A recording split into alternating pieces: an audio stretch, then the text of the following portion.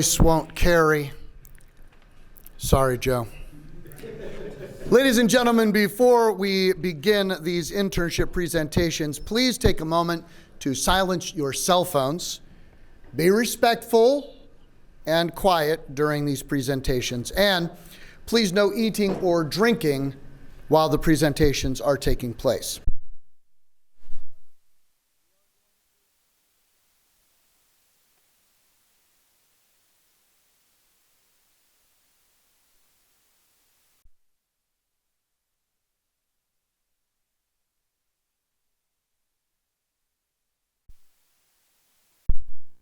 And shooter for a photo and design company.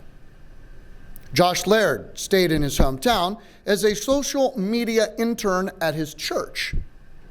Seth Evans took a bit of a different approach. He worked as a coordinator for a meal bus. Now, before I tell you about our last, in this case, actually first presenter, I need to say I did not write this script. I am going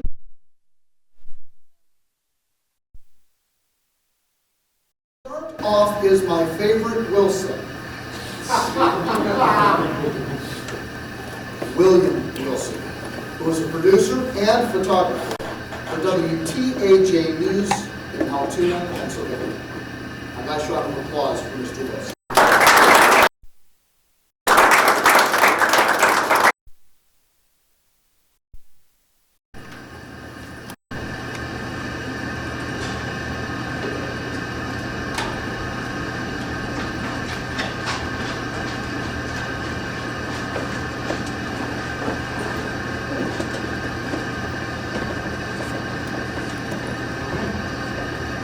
Thank you, Dr.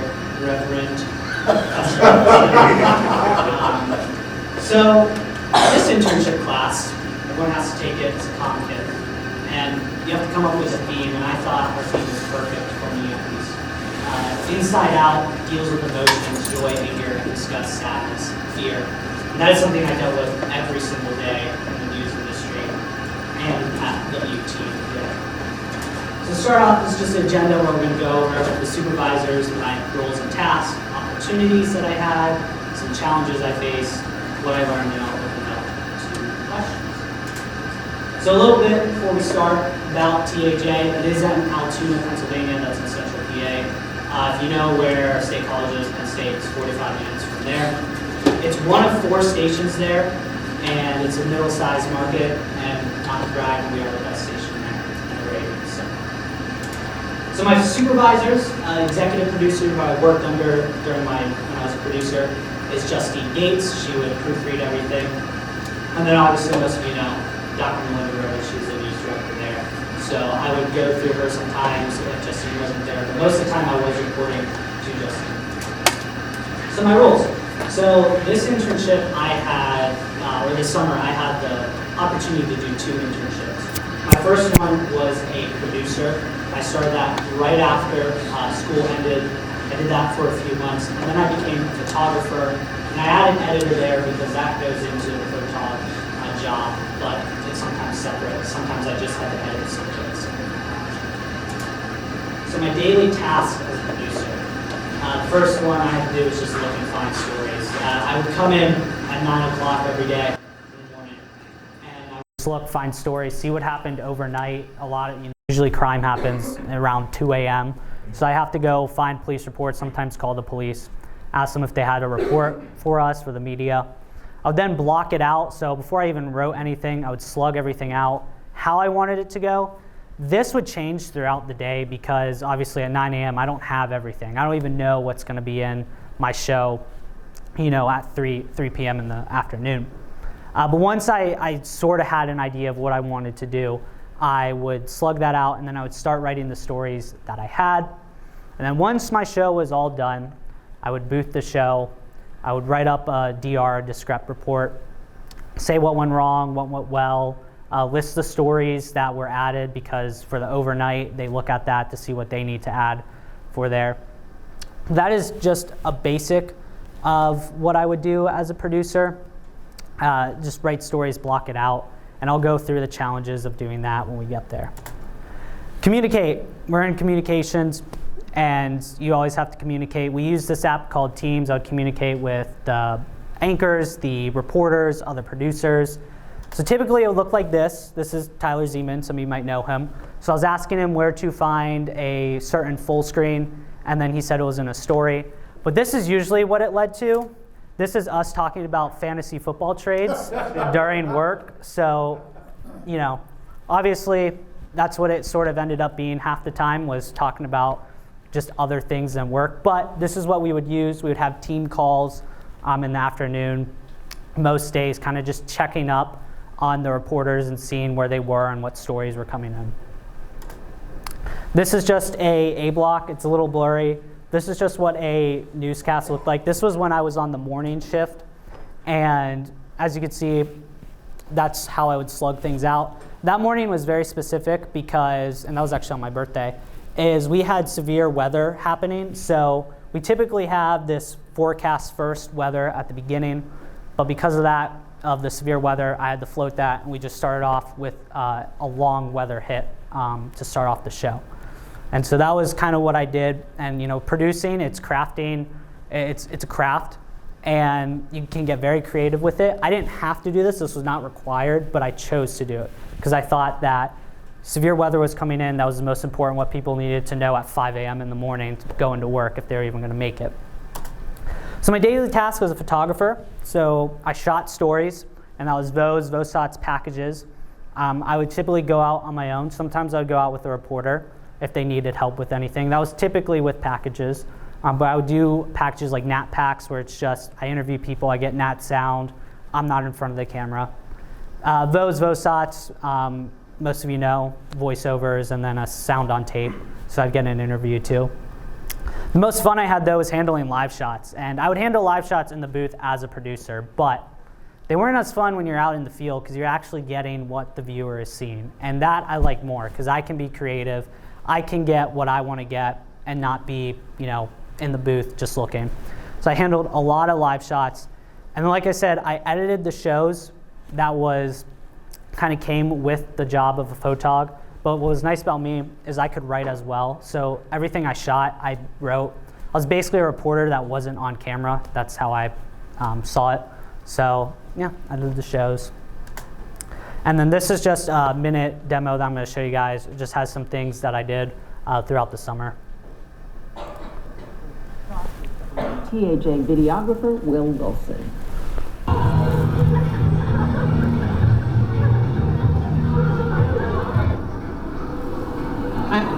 I don't know what it's very overwhelming. I just thank God I'm here to be able to participate and be with all these wonderful people. Are making strides against breast cancer. We have this every day this time of year to support people who are survivors, who are drivers like myself. Marty, Alyssa, so I'm in the truck right now, but unlike the 5 p.m. live hit, I'm actually going to help load. So Denise, show me how to do it. Know some people in Florida. They're in the path of the storm, including one of our producers whose family lives in Tampa. And like others in the path of the hurricane, they're hunkering down, creating an evacuation plan. Election officials are now moving ballots out of the Blair County garage over to the Blair County Convention Center. This happened when a precinct had a bomb scare. We've also received a report that Center County precinct, as well as a Cameron County. So those are just a few things I did. The first one was a Nat Pack for breast cancer awareness. That was probably one of the most fun I've ever had shooting something. I interviewed about 15 people that day, and I used 6 or 7 of them. The second one was a live shot with esports legend Tim Durkin, and that was really fun. I got to spend the whole day with Timbo, and we did live shots. It looked a little orange, mainly because of the sun, which was kind of annoying. The last two, the third one was actually a really cool, just kind of the Hurricane Milton and Helene when they first came in. We wanted to get a lot of B-roll and SOT from people that lived down there, and they asked me to interview my dad. So I got to interview my dad in his preparation. I thought that was really cool, something I never thought. You know, I'm up here in Pennsylvania, he's down in Florida. When would I ever get to interview him unless I'm down there? So I got to interview him, I wrote that up, and that's what the anchor read. And this one was the most recent one. I thought I would add this because this was an interesting experience. During election night, there was a bomb threat. So I was out on the field getting B-roll and writing what the anchor was going to put. And so that was kind of cool because I was like typing in Teams what all the information and what to say. And then I was sending them back B-roll while I was there. And then I had to go off and find where they were moving out to. They shared there. So opportunities, I had a lot, and it was really fun. Obviously, this was an election cycle, a presidential election cycle, I should say. I got to cover a lot of presidential rallies. The first one, some of you might know, it's my favorite redhead, Brock Owens. I got to meet him at a Trump rally.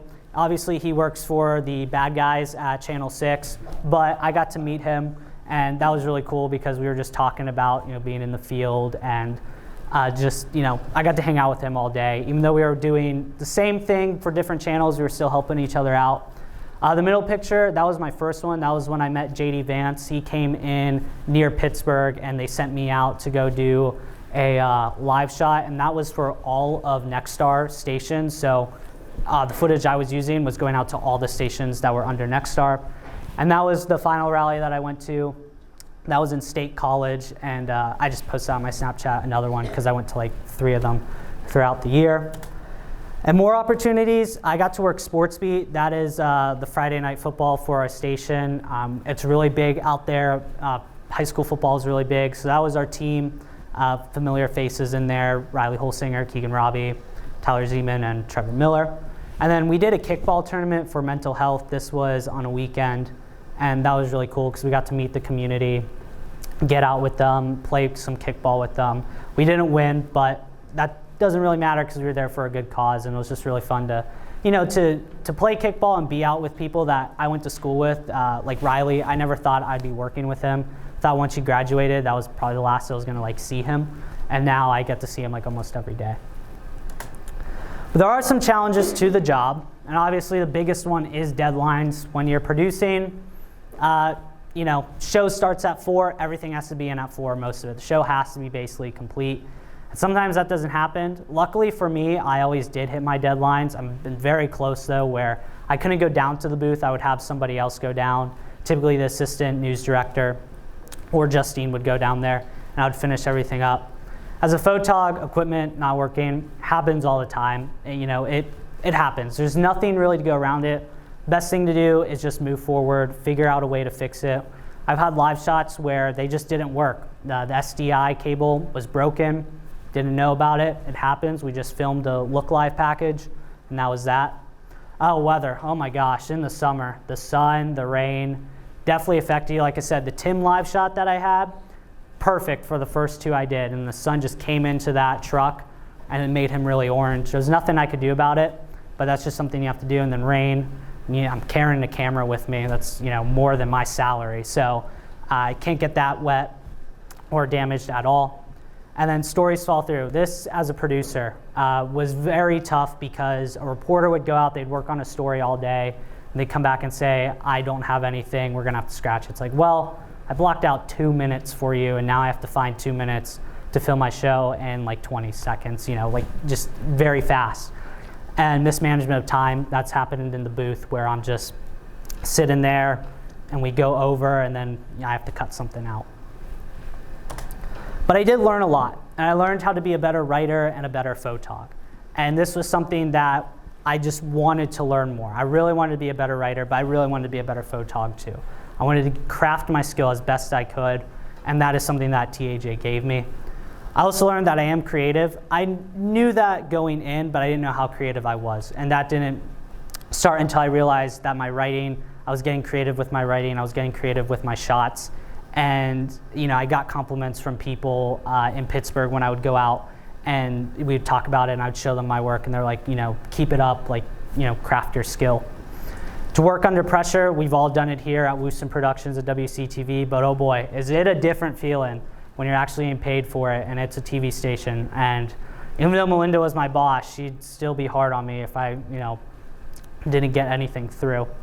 And finally, I think this is the most important one. It's okay to fail. I know here, I sort of learned that, but out there I was always afraid to fail because this was actually a TV news station. at the time I was an intern and I didn't want to, fail the station. But they always said, it's okay. No, nobody's perfect, and they're like, you're still in college. And so that's what I learned. And luckily for me, they offered me a full-time job at the end of the internship, so I'm currently working there. And I take the it's okay to fail with me all the time, because I try out new things, and if it doesn't work out, it doesn't work out. But at least I now know not to do that. So, any questions? Our blaster. What's something you've learned at Waynesburg that has helped you the most at your full-time job? Being open-minded. Most of the time when I was here, I just tried anything I could. And being there as an intern, at least, while as a producer, if they needed something else to go shoot something before I actually became a photog, or there was sometimes like just other things, like little things, I would say, yeah, I can do that, I'll go do that. Like driving a live truck out to somebody, that's, kind of scary, because it's like this live truck, I don't want to crash it and I don't want to ruin it. So just driving that out, just anything I can do. We'll do Steve and then Brett. What are some hard skills that you had to practice out there that you might have not expected just from training here? What are some things that you had to maybe pick up quickly on the field that we should maybe work on while we're in college? MOS, man on the street interviews. Interviewing your friends is very easy because you know what they're going to say and you can tell them what to say. But when you're going out into the field and, there's some places, they're in the country, and I'm from Florida, like a Florida man, but like these kids, like they're in the country. And so just trying to ask some questions and not like offend them, I guess. And I think that is something we have to work on. Just going out of your comfort zone and asking, tough questions. So. And Brett, and I'll get to you if that's okay. What was your exact role within the sports beat? I was a photog. And I wrote. That's what I did, and edited. Basically all three of my things. Then. You mentioned a number of former Waynesburg University students. Did you find it difficult to keep it on a professional level? You showed us that one thread where it devolved into, the fantasy league. Have you found it difficult to keep it professional when it needs to be professional? Starting out, yeah, because we all basically started at the same time. Keegan and I had been there since January, but Zeman and Riley was there before us. But Tim, Zeman, Champ, they all kind of came in at the same time. So we were all out of college. We all went to college together. So it was kind of just, friends. There have been some times where, like Keegan or Tim, they need to get a package in, and we're not messing around. Like, dude, I need this right now. No hard feelings. It's just like that's like I feel like here it's a little different. It's like, hey man, just get that in whenever. Like there, it's like, no, I need that. It might come off tough, but it's tough love. And at the end of the day, we'll go out, after the shows. So. All right. Well, that's all for me. Next up is Josh Laird, and he interned at his local church as a social media intern.